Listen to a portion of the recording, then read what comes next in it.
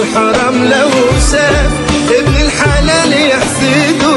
ناس بتعبي في شكاير مقاسي معاصي وخساير، ناس بتعبي في شكاير مقاسي معاصي وخساير. من بعد ضميره ده ماله مهما يسدف في ماله، مين بعد ضميره ده ماله مهما يسدف في ماله، ولا يعلي في عماير مصيره مستقصده.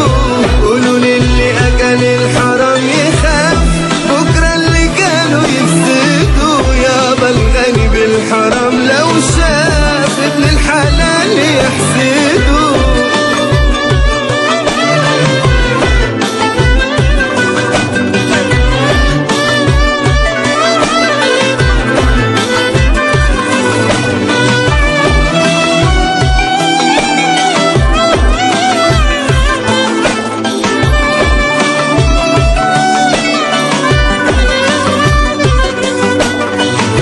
تبقى الحكاية إذن مش مال ومال في الخزن.